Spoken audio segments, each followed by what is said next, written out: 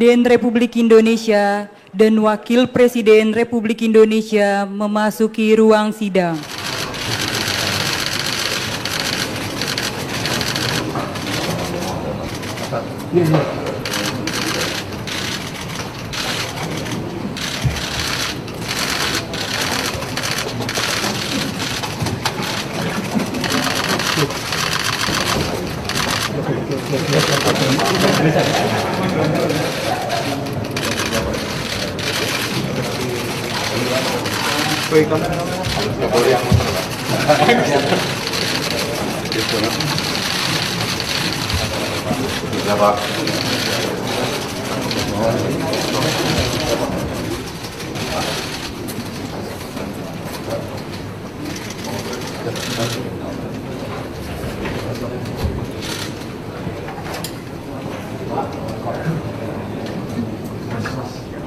Bismillahirrahmanirrahim.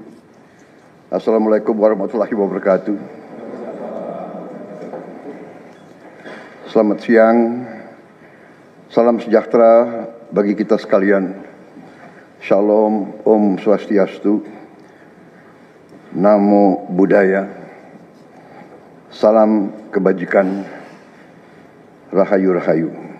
Saudara-saudara sekalian, para anggota Kabinet Merah Putih yang saya hormati dan saya banggakan, Wakil Presiden yang saya hormati, para Menko,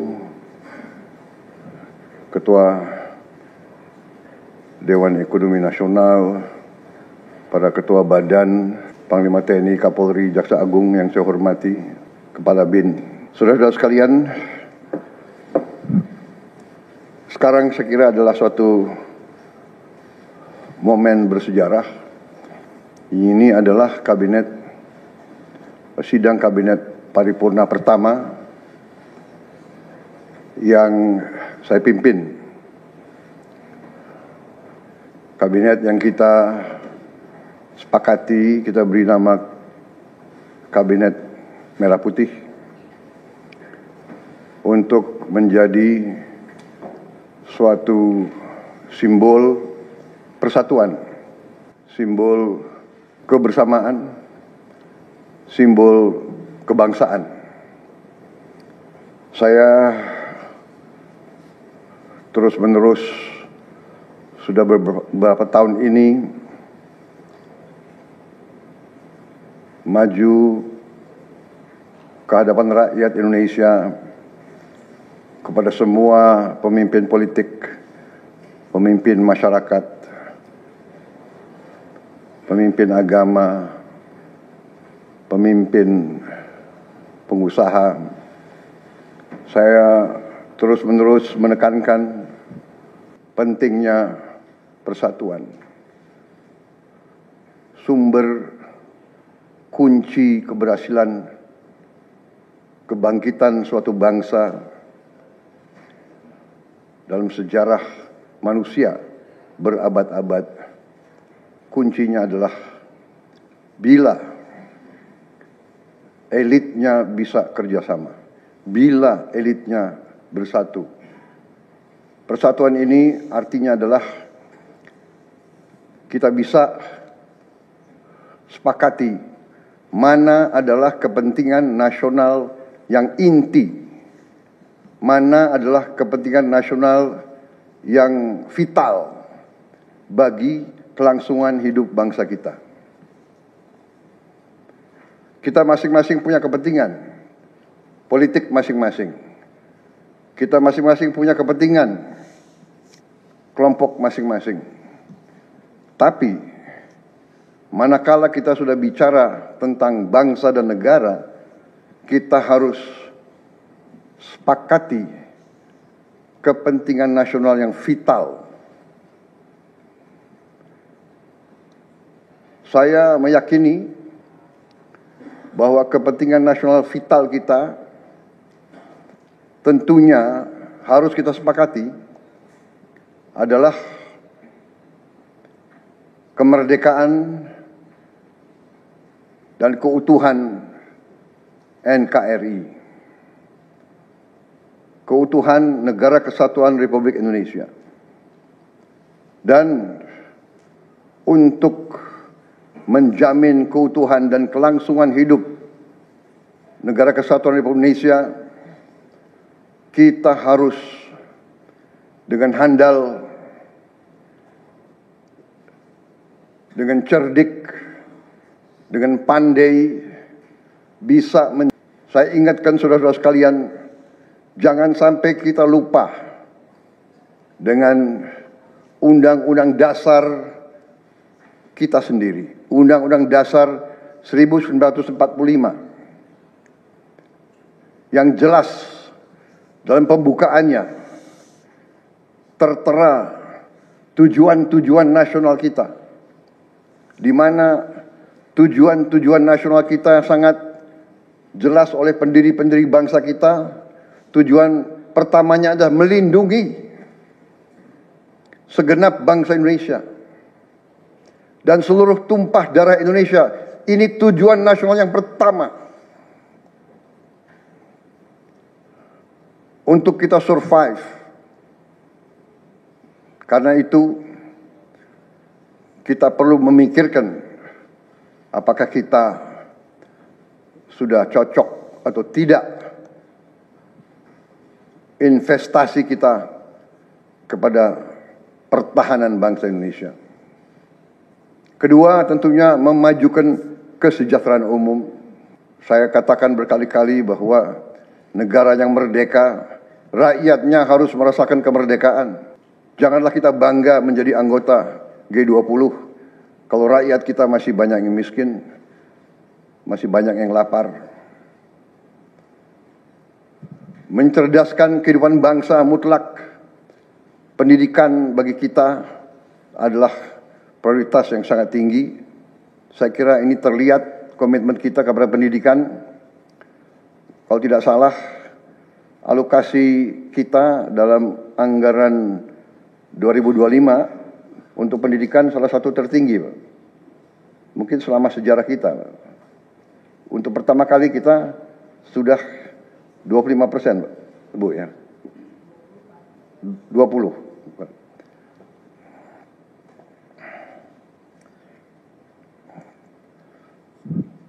Jadi masalah pendidikan sangat utama. Ya, tentunya tujuan nasional keempat kita juga hadir dalam pergolakan ataupun interaksi dunia, di mana kita harus selalu membela kemerdekaan bangsa-bangsa. Dan karena itu, mau tidak mau Indonesia harus kuat. Saudara-saudara sekalian, dalam hal ini semua, ada beberapa penekanan dari saya. Saya paham bahwa kita baru dilantik, saya saja baru 3 hari. Saudara-saudara baru 2 hari dilantik. Dan saudara-saudara, saya persilahkan secepat mungkin, terutama bagi menteri-menteri yang baru, silahkan konsolidasi sendiri, mengatur sendiri secepat mungkin administrasi saudara dan tim saudara di kementerian dan badan masing-masing. Penyusunan tim sangat penting. Tim yang baik, tim yang bisa kerjasama akan memudahkan kita mencapai target-target yang kita tentukan. Saudara-saudara, saya sangat mengutamakan kerjasama sebagai tim. Untuk itu, dalam waktu dekat, saya akan mengajak saudara-saudara ke Magelang, di mana kita akan melaksanakan beberapa hari menambah pembekalan Kemudian kita akan adakan koordinasi di tempat di Magelang, Jawa Tengah, di kawasan Akademi Militer. Hal itu saya nilai bahwa akan membawa banyak manfaat, karena sesungguhnya lahirnya Republik kita memang proklamasi di Jakarta, tetapi ujian proklamasi berada di daerah-daerah di mana pejuang-pejuang kita melaksanakan perebutan kemerdekaan secara fisik. Dan daerah Magelang merupakan suatu sentra perlawanan kita terhadap penjajah mulai ratusan tahun, dikenal sebagai daerah perjuangannya Pangeran Diponegoro. Di antara 5 gunung itu saya kira cukup membawa suatu aura tradisi keberanian, tradisi heroisme, tradisi cinta tanah air. Saudara-saudara sekalian, jumlah anggota kabinet kita sebanyak 48 menteri. Juga ada badan-badan yang sangat strategis. Ini memang lebih banyak dari pemerintah sebelumnya. Jumlah ini saya sadari memang bisa dianggap tergolong besar, tapi memang bangsa kita bangsa yang besar. Kita tidak dapat pungkiri bahwa kita negara keempat terbesar di dunia dari jumlah penduduk. Dari luas wilayah, kita luasnya sama dengan Eropa Barat. Di mana Eropa itu terdiri dari 27 negara. Kita satu negara. Mengelola Eropa itu membutuhkan 27 menteri keuangan, 27 menteri pertahanan, 27 menteri dalam negeri. Saudara-saudara, kita seluas Eropa. Saudara-saudara sekalian, kita juga memilih sistem politik demokratis.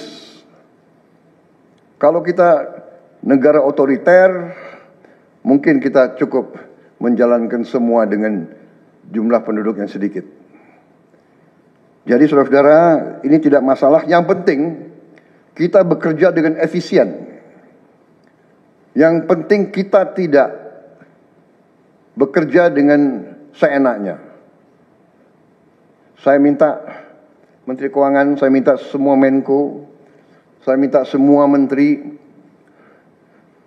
telusuri lagi alokasi APBN. Pelajari lagi DIPA, pelajari lagi. Saya minta detail. Kegiatan-kegiatan yang terlalu seremonial, terlalu banyak seminar, terlalu banyak sarasehan, terlalu banyak konferensi, terlalu banyak perjalanan luar negeri, mohon dikurangi. Kita harus memberi contoh. Fokus kita adalah pembangunan ekonomi, kesejahteraan rakyat ke dalam. Jangan mengada-ada. Studi banding, belajar pramuka ke negara lain. Ya. Saya minta efisien. Saudara-saudara, kalau saudara perhatikan dalam pemerintahan yang saya bentuk, saya perkuat kepala staf kepresidenan. Saya perkuat itu, saya ada tambah lagi badan pengendalian pembangunan dan investigasi khusus. Tugas mereka adalah memonitor semua program, semua proyek yang kita akan lancarkan. Saya juga membentuk suatu badan baru, Badan Percepatan Pengentasan Kemiskinan. Badan ini akan mempelajari, akan mengikuti semua program-program perlindungan sosial, semua program-program bantuan ke bagian golongan rakyat yang masih perlu bantuan, intervensi. Bukan saya ingin mencampuri pekerjaannya kementerian-kementerian, tidak. Tapi saya ingin membantu. Di mana ada bottleneck, di mana ada kesulitan, segera kita atasi. Marilah kita jujur mengakui bahwa birokrasi di kita sangat terkenal. Sangat terkenal ribetnya, sangat terkenal lambatnya. Bahkan ada pembicaraan oleh rakyat kita bahwa birokrasi pemerintah kita sering mempersulit, bukan mempermudah keperluan rakyat. Bahkan ada yang mengatakan kalau bisa dibikin sulit, kenapa dibikin mudah? Ya, ini saya minta menteri-menteri sekarang, mari kita lebih berani, mari kita lebih tidak ragu-ragu untuk memberi pelayanan yang terbaik kepada rakyat kita. Jangan ragu-ragu kalau saudara tidak puas dengan pejabat-pejabat di bawah Anda, laporkan, segera kita ganti. Begitu banyak orang yang mau mengabdi. Tidak ada orang di sini yang kebal, yang tidak patuh, tidak bekerja keras untuk bangsa dan negara dan rakyat. Saudara saya beri wewenang, copot segera. Suruh tinggal di rumah aja. Daripada bikin susah kita. Saudara-saudara sekalian, saya kira dalam waktu dekat saudara-saudara akan segera menyiapkan program kerja saudara masing-masing. Saya beri kesempatan segera, dan sewaktu-waktu terus saya akan panggil koordinasi. Tadi pagi sebelum sidang kabinet saya sudah koordinasi sama beberapa menteri, dengan Jaksa Agung, dengan BPKP, dan besok pun kita akan lanjutkan. Ada beberapa pengarahan dari saya, Menteri Bappenas, pastikan semua program dan kegiatan di semua kementerian lembaga mempunyai kontribusi yang signifikan, terukur, dan saling bersinergi. Pelajari kembali semua proyek. Jangan ada proyek yang mercusuar. Semua ditujukan kepada yang saya sampaikan pada pidato saya di depan Majelis Permusyawaratan Rakyat pada hari pelantikan saya. Kita harus swasembada pangan. Itu prioritas dasar karena situasi global. Perang besar bisa pecah setiap saat. Kita harus jamin kemampuan kita memberi makan rakyat kita sendiri. Swasembada energi mutlak. Kita bersyukur kita punya sumber alam yang sangat besar. Kita sekarang tidak boleh ragu-ragu memanfaatkannya sebaik-baiknya. Hilirisasi kunci daripada kemakmuran. Karena itu saya minta menteri-menteri terkait, Menteri Investasi, Hilirisasi, Menteri Bappenas, Menteri ESDM, dengan beberapa menteri lain dibantu oleh tentu Menko Perekonomian dan Ketua Dewan Ekonomi Nasional, saya minta segera inventarisir proyek-proyek penting dalam program hilirisasi kita.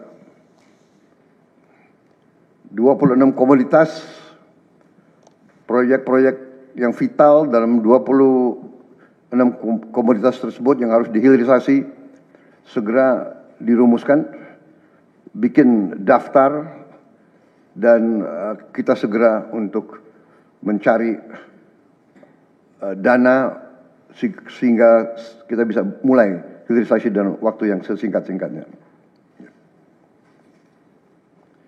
Kemudian program makan bergizi,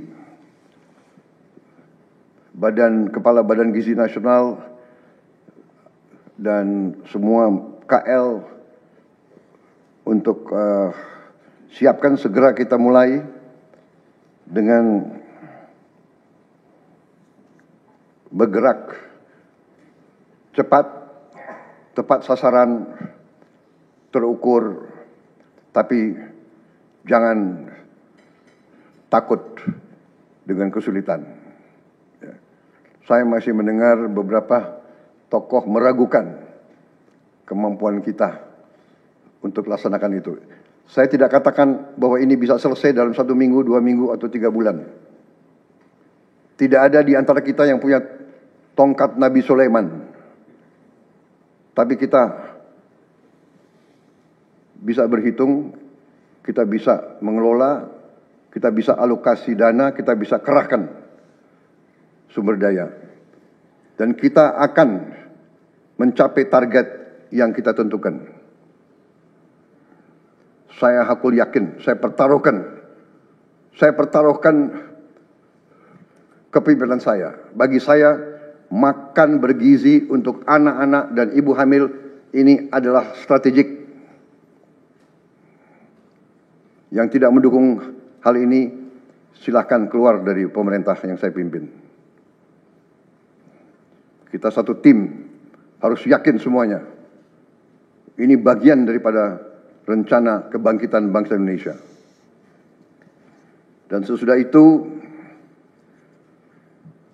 tentunya yang saya katakan pendidikan sangat mutlak. Saya sudah panggil Menteri Pendidikan Tinggi, Sains dan Teknologi dan Menteri Pendidikan Dasar Menengah. Kita sudah mempunyai gambaran besar bagaimana kita segera akan menyentuh semua anak-anak kita. Kita akan gunakan teknologi untuk mempercepat membawa pendidikan kepada anak-anak kita.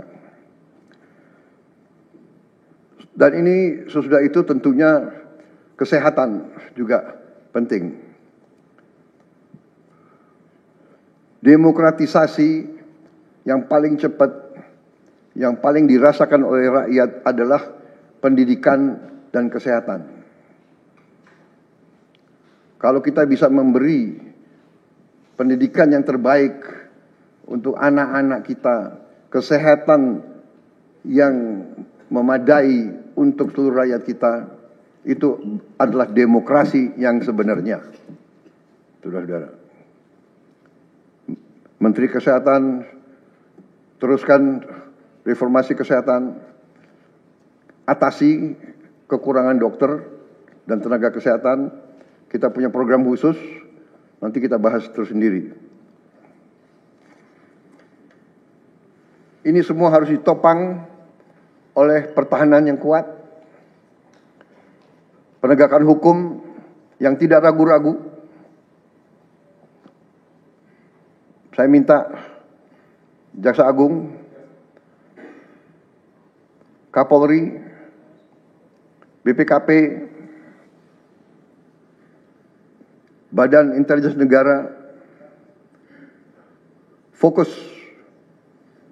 ancaman yang berat bagi kita judi online, narkoba, penyelundupan, penyelewengan, korupsi, kebocoran.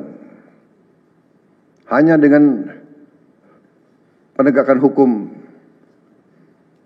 yang tegas dan intelligence yang baik, bukti-bukti yang kuat, bisa kita segera mitigasi hal ini semua.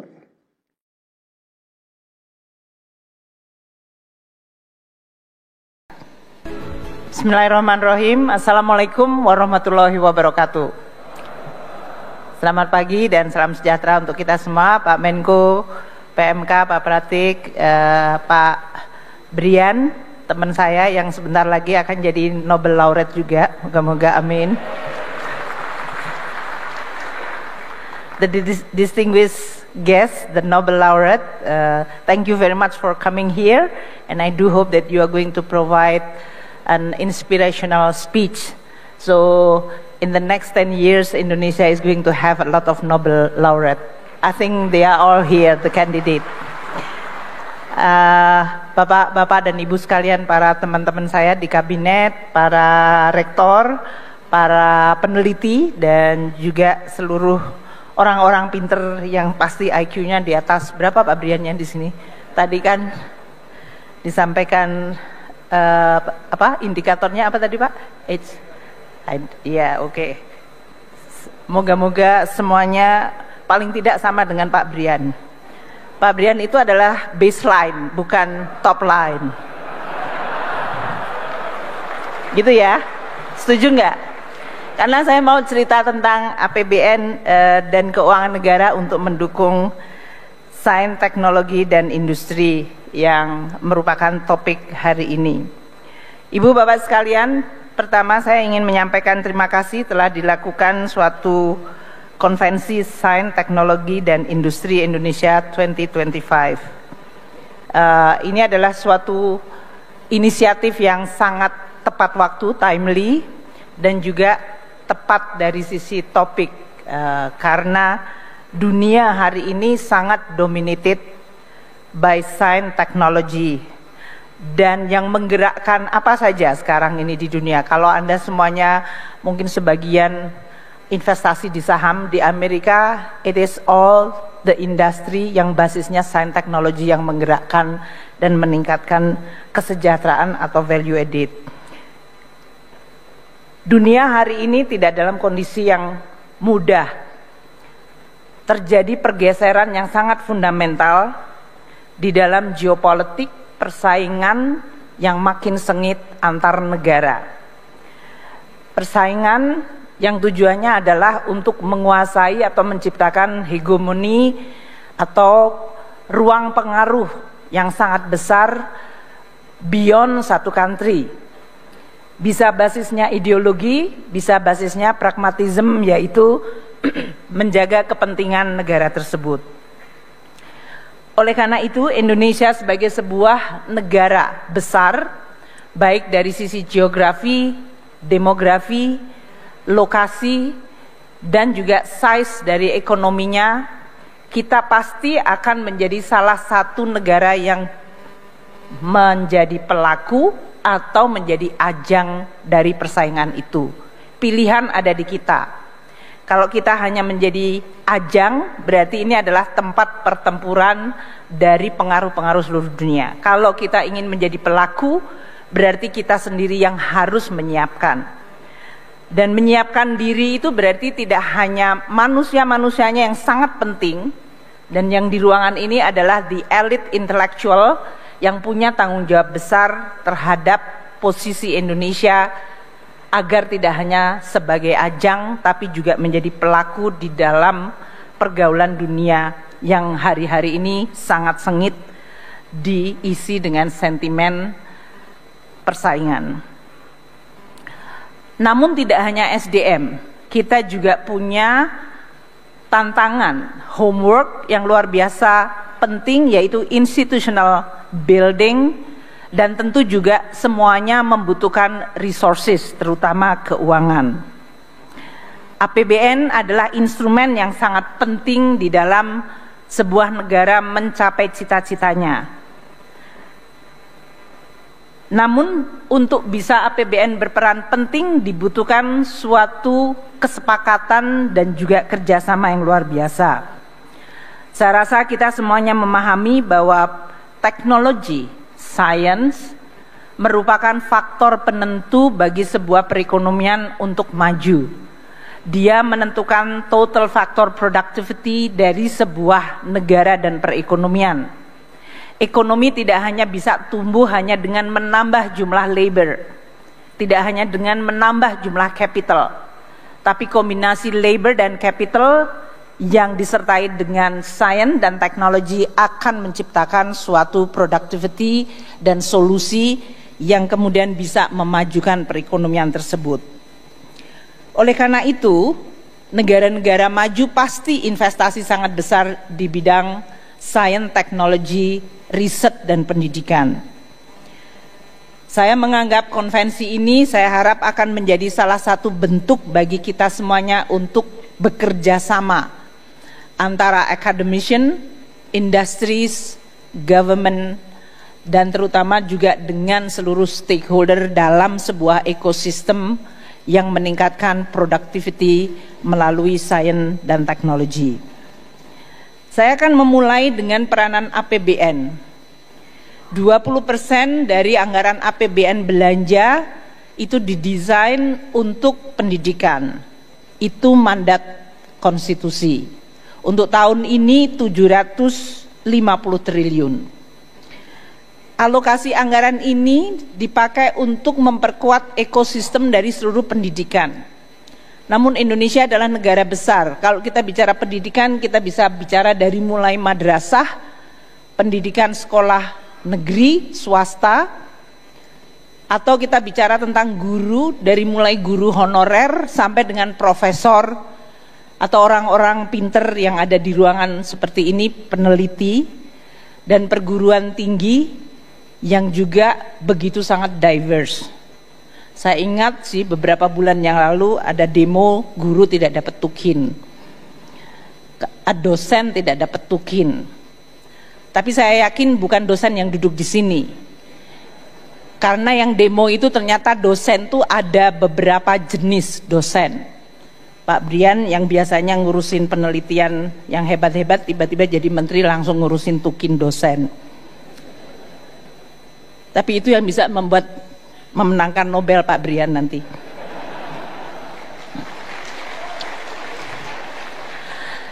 Tapi kita tahu bahwa intelektualitas dan kepandaian maupun kemampuan untuk meraih prestasi itu bukan masalah azas sama rata sama rasa. Begitu jadi dosen kemudian punya hak privilege untuk mendapatkan tunjangan. Dosen juga harus diukur kinerjanya. Dan inilah yang mungkin menjadi salah satu ujian bagi Indonesia.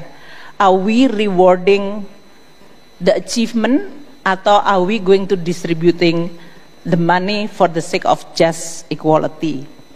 Ini merupakan suatu desain insentif yang menurut saya teman-teman dari kelompok perguruan tinggi harus membahas dan mempertanyakan diri sendiri dan mungkin juga merekomendasi. What kind of incentive system yang harusnya kita establish untuk membuat anggaran pendidikan itu benar-benar menghasilkan hasil yang baik. Untuk hari ini, kami mengelola APBN untuk anggaran pendidikan berdasarkan ekosistem pendidikan. Klaster pertama adalah anggaran yang dialokasikan untuk benefitnya adalah para murid sampai dengan mahasiswa. Itu dari biaya operasi sekolah yang dihitung per kapita dari murid, PIP yaitu beasiswa untuk pelajar, KIP beasiswa untuk kuliah, beasiswa sampai dengan pasca sarjana, dan juga berbagai hal yang tujuannya adalah investment, manfaatnya adalah kepada murid tersebut atau mahasiswa, bahkan dari PAUD sekarang sebelum usia 5 tahun. Ini menjadi penting di dalam investment human capital. Klaster kedua adalah untuk guru dan dosen, dan itu belanjanya dari mulai gaji sampai dengan tunjangan kinerja tadi. Banyak di media sosial saya selalu mengatakan, oh menjadi dosen atau menjadi guru tidak dihargai karena gajinya nggak besar. Ini juga salah satu tantangan bagi keuangan negara. Apakah semuanya harus keuangan negara ataukah ada partisipasi dari masyarakat? Klaster ketiga di dalam ekosistem pendidikan atau belanja pendidikan adalah untuk sarana prasarana.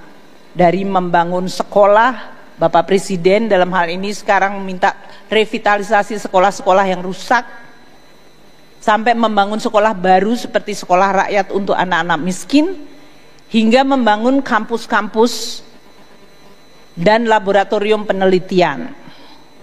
Itu semuanya adalah masuk di dalam anggaran pendidikan, termasuk membangun rumah sakit pendidikan. Karena saya dari tadi sama Pak Menteri Kesehatan, dan dia adalah ketua MBA-nya ITB, jadi harus saya sebut, kalau enggak nanti saya pulang enggak selamat sampai Jakarta. Dan itu adalah semuanya digunakan di dalam rangka untuk memperkuat ekosistem pendidikan dan penelitian di Indonesia. Tahun 2025 kami juga ingin melaporkan kepada para pemimpin intelektual, peneliti, dan seluruh pegiat di dalam sains dan teknologi bahwa negara Indonesia sekarang memiliki yang disebut dana abadi pendidikan mencapai 154,1 triliun rupiah. Saya termasuk yang memulai melahirkan dana pendidikan abadi ini tahun 2009 dengan 1 triliun rupiah. Waktu itu motivasinya ada 2. Make sure bahwa anggaran 20% di dalam APBN yang diamanatkan konstitusi tidak wasted. Jadi kalau tidak terbelanjakan dia harus menjadi dana abadi. Karena waktu kita semuanya belanjakan, banyak juga sekolah-sekolah yang tidak mampu untuk menggunakan, sehingga dia pakai beli kursi padahal kursinya masih bagus, ngelabur atau ngecat. Ngelabur itu bahasa saya, bahasa orang tua. Anak-anak sekarang nggak ada yang tahu ngelabur. Ngecat sekolah, ganti pagar, padahal dia adalah karena dia nggak tahu bagaimana menghabiskan dana pendidikan. Maka motif pertama dulu adalah making sure bahwa dana pendidikan tidak goes wasted. Dibuatlah wadah yang disebut dana abadi. Tapi motif kedua adalah karena saya waktu jadi Menteri Keuangan di 2005, 2006 mulainya, itu saya merasa minder karena banyak orang Indonesia yang tidak mampu sekolah di the best university. Sesama Menteri Keuangan waktu itu saya even di lingkungan ASEAN, Malaysia, Singapura, mereka selalu bilang, oh I have my staff udah belajar di Harvard, di Columbia, di Stanford gitu, di London School of Economics. Saya bilang anak buah saya nggak ada yang lulusan situ. Dan kita merasa suddenly we realize kita harus catching up. Sehingga muncullah keinginan untuk bisa mengirim orang Indonesia. Saya yakin mereka itu mampu masuk university yang top, bagus di dunia. Namun selama ini tidak mampu karena tidak ada biaya. Sehingga saya ingin melaporkan kepada Bapak Ibu sekalian 154,11 triliun, kalau tahun ini ditambah dengan another 20 triliun akan menjadi 175. Next year kemarin kita juga akan menambahkan lagi. Dana abadi pendidikan 126,12, ini untuk pendidikan. Dana abadi penelitian 12,99 triliun. Dana abadi perguruan tinggi 10 triliun, dana abadi kebudayaan 5 triliun. Dengan dana abadi tersebut 670.000 anak-anak Indonesia telah menerima manfaat. 92.000 menerima manfaat dalam bentuk beasiswa gelar, 55.586 alumni dan 578.000 penerima beasiswa non-degree. What about the top university di dunia? 3.363 orang, 24 alumni LPDB dari MIT, yang saya yakin mungkin di sini ada enggak? 63 alumni dari University of Oxford, 96 alumni Harvard University, 72 alumni dari University of Cambridge, 20 alumni dari Stanford, 78 dari Berkeley, University of California Berkeley, and 308 dari Imperial College London. Nggak ada yang tepuk tangan. Oh, tepuk tangan. From 0 to 3.363. It's quite something. Saya berharap akan lebih banyak lagi, walaupun Pak Brian kemarin dengan Pak Pratik, beliau akan menentukan sekolah mana yang akan menjadi destiny dan bidang apa. Saya rasa itu adalah policy dari setiap pemangku kepentingan. Kami yang mengelola dananya supaya bisa sesuai dengan kepentingan dari masing-masing sektor. Untuk STEM, beasiswa mencapai 58.597 mahasiswa. Jadi bapak-bapak dan ibu sekalian, ini masih akan banyak lagi puluhan ribu yang akan follow your steps. Kalau bapak stepnya berhenti, ya Republik berhenti. Kalau bapak dan ibu sekalian akan menjadi pemenang Nobel laureate nanti, pasti yang 58.000 nanti akan inspired by you. Jadi Anda semuanya juga memiliki tugas yang sama beratnya, sehingga kita semuanya sama-sama bekerja sama. LPDB juga memberikan grant untuk berbagai penelitian. Dalam hal ini 2.792 project research di bidang STEM dan industri strategis. 1.274 masih jalan dan 1.199 telah selesai. The good side about LPDP adalah saya tahu karena saya pernah jadi peneliti, selalu bilang, Bu, peneliti itu nggak mengikuti tahun anggaran. Kita idenya bisa jalan, research kita muncul, data barangkali juga perlu, sehingga nggak mungkin Desember tiba-tiba ditutup, nanti Januari mulai lagi gitu ya. Kan kayak gitu kan komplain Anda ya? Ya gitu loh. Ya. Sehingga LPDP itu bisa multi years dan tidak mengikuti tahun anggaran.